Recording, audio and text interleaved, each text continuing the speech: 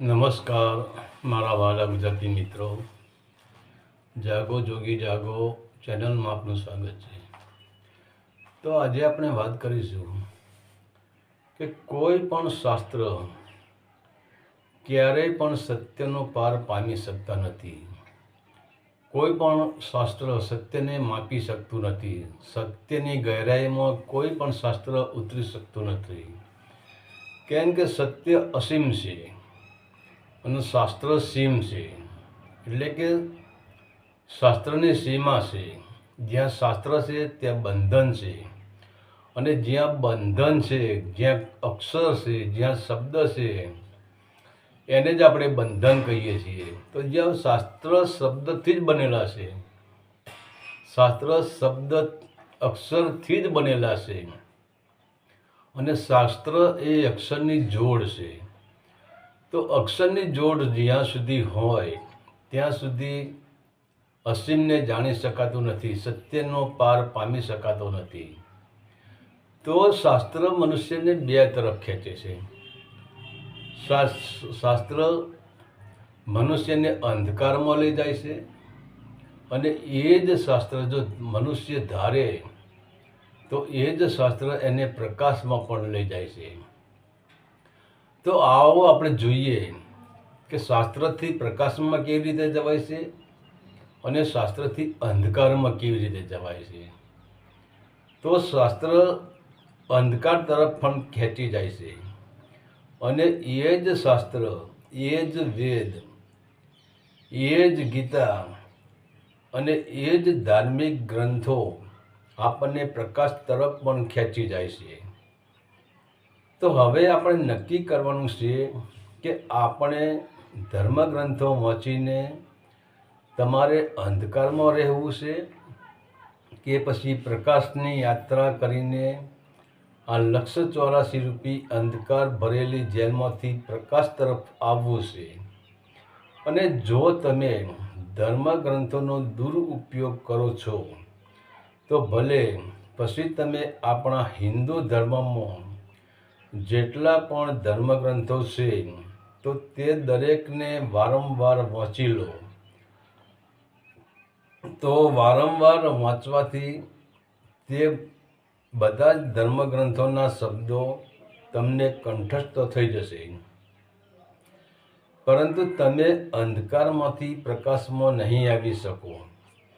કેમ કે જે માણસ આંધળો છે તે પ્રકાશના દર્શન કેવી રીતે કરી શકે, અને તે પ્રકાશનું વર્ણન પણ કેવી રીતે કરી શકે. અને આવો આંધળો માણસ પોતાની રીતે કેવી રીતે ચાલી શકે, કેમ કે તેને બીજાના સહારાની જરૂર પડે છે. એવી જ રીતે જે લોકો શાસ્ત્રોના સહારે, ગ્રંથોના શબ્દોના સહારે ફક્ત શબ્દોની જ લાકડી બનાવીને ચાલી રહ્યા છે, તે પછી ભલે સાધુ હોય, સંત હોય કે સંસારી હોય કે ગુરુ હોય કે પછી જગતગુરુ હોય, તે સત્યને જાણી શકતા નથી. અને એટલે જ આ જગતમાં તમે નજર કરો અને જુઓ કે લોકો શાસ્ત્રોને કે પછી ગ્રંથોના શબ્દોના સહારે જીવી જે રહ્યા છે, એ લોકો નક્કી એક દિવસ વિષય, વાસના, મોહ, લોભ, અહંકાર અને દ્વૈત ભાવના ખાડામાં પડવાના છે. તો જુઓ, જગતમાં જે જ્ઞાન વસ્તુ છે ને, એ જ્ઞાન ધ્યાન, યોગ, પ્રાણાયામથી એના કરતાં વધારે દ્રષ્ટિથી મળે છે. જ્ઞાનમાં દ્રષ્ટિનો ભેદ પડ્યો છે, અને જેમ જેમ તમારી દ્રષ્ટિ વિશાળ થતી જશે એમ એમ તમે હોશમાં આવતા જશો. જગત ઉપર નજર કરો કે આટલા બધા સાધુઓ, સંતો, પરંતુ તમે જુઓ, હમણાં જ મેં એક કિસ્સો સાંભળ્યો હતો કે એક સાધુ 11 થી 12 વર્ષની દીકરી સાથે એને આમ કર્યું. એ પછી એક સાધુ સાંભળ્યો કે જેને ખોટું જ કર્મ કર્યું, પુરુષે પુરુષ સાથે સંભોગ કર્યો.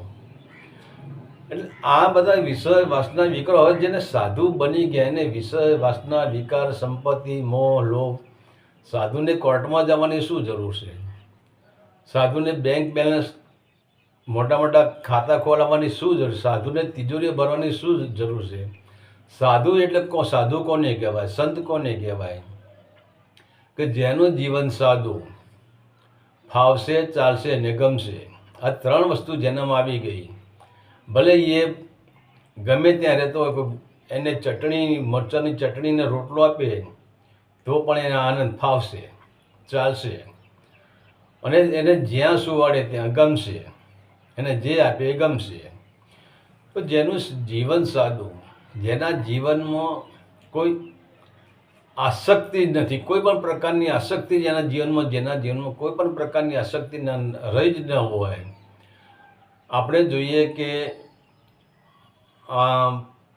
નરસિંહ મહેતા, અને એથી આપણે કીધું કે સુદામા જ ક્યાં સંપત્તિવાળા હતા?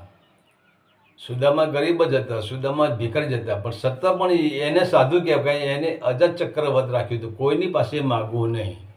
કારણ કે પરમાત્માએ જન્મ દીધો છે, પરમાત્માએ અહીંયા મોકલે છે, તો એને ખબર નહીં હોય કે મારે શું તકલીફ છે, અને એની ઈચ્છા હશે એવું જીવન જવાનું છે.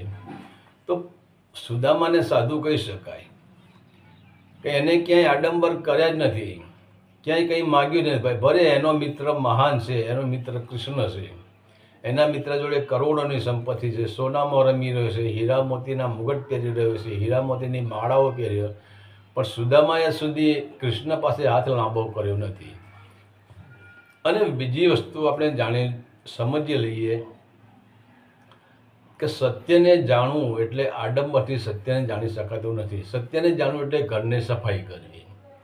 સત્યને જાણો અને ઘરની સફાઈ કરો, એમાં કંઈ જ તફાવત નથી. આપણે જો કે આપણા ઘરવાળા કે આપણી મા, આપણી બહેન, આપણી પત્ની જે ઘર સાફ કરે છે, શું એ આડંબર કરે છે? બિલકુલ નહીં. અને ઘરમાંથી કેટલો કચરો બહાર કાઢ્યો એ લોકોને બતાવે છે કે મેં આટલો કચરો બહાર કાઢ્યો? બિલકુલ નહીં. તો સત્યને એ જ જાણી શકે છે કે જેની પાસે કોઈ પણ પ્રકારનું આડંબર નથી. અને જ્યાં આડંબર નથી ત્યાં જ સ્વચ્છતા છે, અને જ્યાં આડંબર છે ત્યાં ગંદકી જ, વિષય વાસનાની ગંદકી જ ભરેલી છે. ત્યાં સ્વચ્છતા, ઠીક છે, બહારથી સ્વચ્છતા છે, પણ એના અંદર વિષય વાસનાની, કામની, ક્રોધની, મોહની, અહંકારની, દ્વૈતપણાની. અને તમે જો દ્વૈતપણું કોણ કરાવી રહ્યું છે? થોડો તમારા હૃદયને તમે પ્રશ્ન પૂછો. મારી વાત સાચી ના માનશો, હું કહી દઉં તમે ગુરુજીએ સાચું કીધું માની જ નહીં લેવાનું. તમારા હૃદયને પૂછો કે દ્વૈત ભાવ ક્યાંથી ઉત્પન્ન થાય છે? કોણ ઉત્પન્ન કરે છે? કોણ તમને એક સંપ્રદાય અથવા બીજા સંપ્રદાયનો વિરોધ કોણ કરાવે છે? એક ધર્મથી બીજા ધર્મનો વિરોધ કોણ કરાવે છે? તમારા હૃદયને પૂછો, તમારું હૃદય તમને જવાબ આપશે. તમે મારા ઉપર મારી વાત માનજો, ગુરુજી આમ કહેશે કે આ વસ્તુ સત્ય છે, પણ ગુરુજીની વાત બિલકુલ મારી વાત માનવાની તૈયારી નહીં. હું તો એમ કહું છું કે મારી વાત માનશો નહીં. ઠીક છે, વિડીયો જુઓ, મારી વાતને સમજો, અને સમજશો તો તમારા હૃદયમાં કંઈક વિચાર શક્તિ ઉત્પન્ન થશે કે ખરેખર આ સત્ય છે કે આ અસત્ય છે. અને તમને દૂધ અને પાણી જુદું કરવાની તમને શક્તિ મળશે. તો જે શબ્દોના સહારે જે જીવન જીવી રહ્યા છે એ લોકો નક્કી એક દિવસ ખાડામાં પડવાના જ છે, અને પડે જ છે. આપણે નહીં, આખું જગત જોઈ રહ્યું છે, આવા લોકો ખાડામાં પડે જ છે. જેમ કે માણસ સંપૂર્ણપણે બીમાર છે, તો તેને બીમારી હટાવીને તંદુરસ્ત થવા માટે કોઈ સારા જાણકાર અને અનુભવી વૈદ પાસે જવું પડે છે. અને તે વૈદ જે પ્રકારની ગોળી આપે એ ગોળીને પેટમાં ઉતારવી પડે છે. ત્યારે તે ગોળી લોહીના એક એક બૂંદમાં ભળી જાય છે, અને પરિણામે તેની બીમારી દૂર થઈ જાય છે. હવે વિચાર કરો કે શારીરિક આપણને રોગી, શરીરનો રોગ હોય, શરીરની બીમારી હોય, તો પણ આપણે અનુભવી અને જાણીતા વૈદ પાસે જ જઈએ છીએ. કોઈ એમ કહે કે આ વૈદ મફત દવા આપે છે, તો આપણે ત્યાં નથી જતા. અને કોઈ કહે કે પેલો ભાઈ જાણી કે આને જોઈએ કે એનાથી રિઝલ્ટ કેટલું મળ્યું છે, અને ત્યાં જ જઈએ છીએ. અને એ ગોળી પણ જો આપણે મુખમાં મૂકવી જ પડે છે, એને પેટમાં ઉતારવી જ પડે છે. અને પેટમાં ઉતાર્યા પછી જ એ ગોળી લોહીના એક એક બુંદમાં રમી જાય છે. અને જ્યાં આપણને તકલીફ થઈ હોય એ ગોળીની ઉર્જા જ્યાં આપણી તકલીફ થઈ છે ત્યાં પહોંચે છે, ત્યાંથી પછી અંદરથી એ ગોળી રોગને મટાડી શકે છે. તો હવે આ રે રોગની વાત, આ તો શરીરની વાત રહી. શરીર નાશવાન છે, અને શરીર જો નાશવાન મરી ગયું એટલે રોગ પણ બધા મટી જવાના છે. તો હવે આપણે તો મહારોગી છીએ, આપણે રોગી નથી, આપણે મહારોગી છીએ. અને આપણો રોગ એટલો બધો મહાન ખરાબ રોગ છે કે વિષય વાસનાના આપણને એટલા બધા ગુમડા નીકળ્યા છે, એ ભવિષ્યમાં મટે એવા નથી. તો અને આ દુઃખ આપણે ભાગવું હોય તો કેવા વૈદ પાસે જવું પડે? જે અનુભવી વૈદ હોય, એટલે કે અનુભવી સંત હોય, જે જાણકાર સંત હોય, અને જેની પાસે અંદરથી રોગને મટાડવા માટે રોગ કોઈ દિવસ ઉપરથી મળતો નથી, એ અંદરથી જ મટે છે. આપણે જોઈએ ગુમડાને રૂજ ક્યાંથી આવે છે? અંદરથી જ આવે છે. તમે બહાર પાટા બાંધો, બધું જે કરો એ પણ રૂજ ક્યાંથી આવે છે? અંદરથી. તો આ આપણું જે ગુમડું છે વિષય વાસનાનું, એને પણ અંદરથી જ રૂજ આવે છે. તો અંદરનો એવો કોઈ વૈદ મળી જાય કે અંદરથી આપણા વિષય વાસના, મોહ, લોભ, કામ, રાગ, દ્વેષ, દ્વૈતભાવ, આ બધા પ્રકારના ગુમડાને મટાડી દે. અંદરથી જો એવો કોઈ વાલીઓ મળી જાય, કોઈ જાણકાર ગુરુ મળી જાય, કોઈ અનુભવી ગુરુ મળી જાય, તો જ આ અંદરના ગુમડાની રૂજ આવી શકે છે. નહીંતર તમે ગમે એટલા લેક્ચર સાંભળો, ગમે એટલા માળાઓ પહેરો, ગમે એટલા દાઢી વધારો, જટા વધારો, ભગવા કપડાં પહેરી લો, તિલક લગાવી લો, ત્રિપુંડ લગાવી લો, કોઈ જ ફરક નથી. આ ગુમડાની દવા જ નથી, અને આ ગુમડાને રૂજ આવવાની જ નથી. તો માણસ ગોળીને જીભ ઉપર જ જો રાખે તો જીવનમાં એને તંદુરસ્ત એ થવાનો જ નથી. અને જો તે માણસ કોઈ અનુભવી વૈદ પાસે ન જાય અને પોતાના મનથી આયુર્વેદના જેટલા પણ પુસ્તકો છે એ બધા પુસ્તકોનો ઢગલો કરી દે, અને પુસ્તકોને વાંચીને બધા જ પ્રકારના રોગની દવાઓ તે કંઠસ્થ કરી લે, તો પણ તે તંદુરસ્ત થવાનો નથી. તો તેને ફક્ત શાસ્ત્રોના કે ધર્મના ગ્રંથોના શબ્દો જ પકડ્યા છે. તેના જીવનમાં કોઈ દિવસ સત્યના આનંદના ફૂલ ખીલવાના જ નથી. કેમ કે શબ્દો તે એક ગોળી છે, અને જેમ ગોળી પેટમાં જતાં ગોળી મરી જાય છે, ગોળીનો નાશ થઈ જાય છે, ગોળીનું નામ રૂપ મિથ્યા થઈ જાય છે, ત્યારે જ ગોળી કામ કરે છે. હવે બહાર જોઈએ તો આપણને ખબર, આપણે ગોળી હાથમાં પકડી શકીએ, એનો ફોટો પાડી શકીએ, એનું વિશ્લેષણ કરી શકીએ, એનો કલર જોઈ શકીએ. પણ એ ગોળી જ્યારે પેટમાં ગઈ એટલે ગોળી મટી ગઈ. આ ગોળી જે પાવડરથી બની હોય એ પાવડરથી, પણ મતલબ ગોળી તો મટી ગઈ, એનો આકાર પણ મટી ગયો. બચીશું અને પાવડર. હવે ખાલી પાવડર પણ પેટમાં ગયા પછી પાવડર રહેતો નથી. એના ઘટકો, પાવડર તો ઝાડા માટે બહાર નીકળી જાય છે, પણ એના અંદર જે તત્વ પડેલું છે, એના અંદર જે ઘટકો પડેલા છે, એ આપણી લોહીના બુંદમાં સમાઈ જાય છે, અને એ જ આપણને આરામ કરે છે. તો હવે ગોળી છૂટી ગઈ, એમ શબ્દ પણ એક ગોળી છે. શબ્દ આપણે છે નાભી સુધી પહોંચાડવાનો છે, કુંડલીની શક્તિ સુધી પહોંચવાનો છે, મૂલાધાર સુધી પહોંચાડવાનો છે. ત્યારે જ એ શબ્દ નિશબ્દ થઈ જાય છે, અને ત્યારે જ એ શબ્દ ત્યાં મટી જાય છે.